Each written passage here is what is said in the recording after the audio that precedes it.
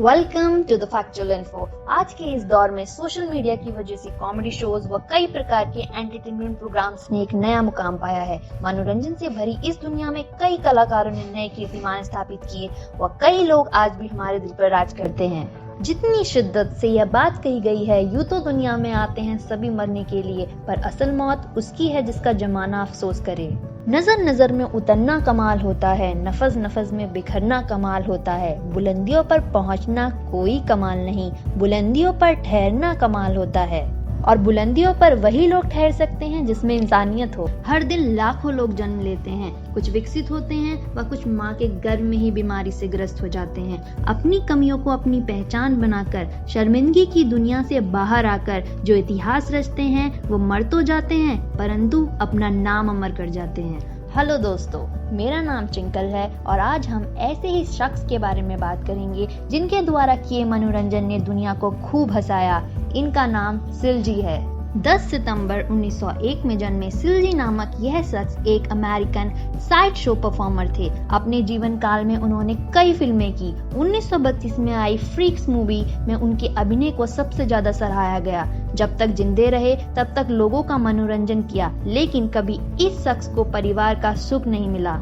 ये कहानी है ऐसे शख्स की जिसने लोगों को हंसना सिखाया, शारीरिक और मानसिक रूप से कमजोर होने के बावजूद भी लोगों के दिल में जगह बनाई, जिसने दुनिया को ये सिखाया कि खुश रहने के लिए और कामयाबी के लिए शरीर के स्वस्थ रहने से ज्यादा हमारे मन का स्वस्थ और खुश रहना जरूरी है।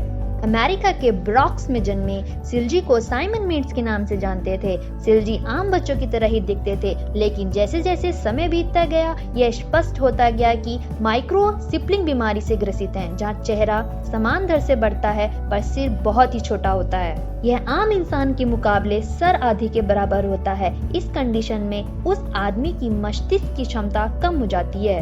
ऐसे इंसान को चौसा या रेड पीपल कहा जाता है।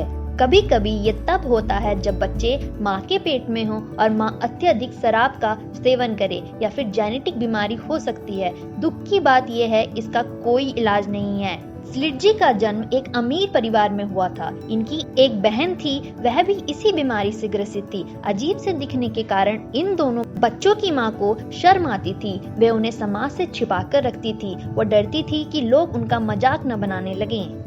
और दोनों माता पिता ने इसी डर से दोनों बच्चों को ड्रीमलैंड सर्कस में भेज दिया, जहां इन बच्चों को उनकी कंडीशन के हिसाब से बहुत लाड प्यार मिला। युवा होते हुए भी सिलजी का दिमाग सिर्फ 3 साल के छोटे बच्चे की तरह काम करता था। वे बस छोटे छोटे शब्दों को जोड़कर ही आपस में बोल पाता था। सर्कस में उन्होंने द मंकी गर्ल का रोल प्ले किया। हमेशा साइड शो के दौरान लड़की के कपड़े पहनता था और उन्हीं कपड़े में अपना प्रदर्शन करता था और अपनी मासूम हरकतों से लोगों को हंसाता था। कभी कभी सिलजी अपना आपा खो देता था, इसीलिए उसका केयर टेकर हमेशा साथ रहता था। धीरे धीरे इन्हीं फनी नेचर और हरकतों से दर्शक और अपने साथियों का चहेता बन गया था। जो भी उसके संपर्क में आता था उसकी सादगी और मासूमियत का दीवाना हो जाता था। लोगों को उसके शोज तो पसंद आते थे, लेकिन कभी उसे किसी ने अपनाया नहीं। सर्कस में शो की सफलता के बाद उसे कई फिल्म में काम करने का मौका मिला। फ्रीक मूवी में काम करके उसके अभिनय ने उसे रातों रात स्टार बना दिया। इस फिल्म में सर्कस में होने वाले प्यार और धोखे को दर्शाया गया था। इस फिल्म में कई भड़काऊ और डरावने किरदार थे, जिसे देखने के बाद क्रिटिक्स और लोगों ने इसकी काफी आलोचनाएं की। एक लेखक ने इस फिल्म को देखने के बाद यह तक कह दिया था कि इस फिल्म में लोगों की भावनाओं के साथ खिलवाड़ किया गया है। फिल्म की सफलता के बाद जॉर्ज सुर्तीज नाम के एक बंदर ट्रेनर ने उन्हें गोद ले लिया। ट्रेनर ने मरते दम तक सिलजी का ख्याल रखा, लेकिन उनके देहांत के बाद उनकी बेटी ने उसका ख्याल रखने से मना कर दिया और उन्हें लॉस एंजल्स के मेंटल हॉस्पिटल में भेज दिया। सिलजी वहां 3 साल तक रहा और अपने सर्कस के प्रदर्शन को याद करता रहा और खुश होता रहा। मेंटल हॉस्पिटल में सही से देखभाल नहीं होने के कारण उनकी हालत और खराब हो गई। सर्कस के साथियों ने हॉस्पिटल से विनम्र निवेदन किया और उन्हें आधिकारिक रूप से सर्कस को सौंप देने को कहा। सौभाग्य से अस्पताल वालों ने उनकी बात मानी और सिलजी को जादूगर दोस्त को वापस सौंप दिया। बाद में उन्होंने टॉप 3 सर्कस के साथ काम किया। इतना नाम कमाने के बावजूद भी उनका कोई अस्थायी घर नहीं था। कुछ दिन के बाद सिलजी के रिटायरमेंट के दिन आ गए। लोगों को उन्होंने खूब हंसाया। लोगों के लिए वो हमेशा मासूम और प्यारे रहे। उनकी बीमारी के कारण उन्हें कई बार मिर्गी के दौरे आते रहे। बाद में उन्हें देखने और सुनने में तकलीफ का सामना करना पड़ा।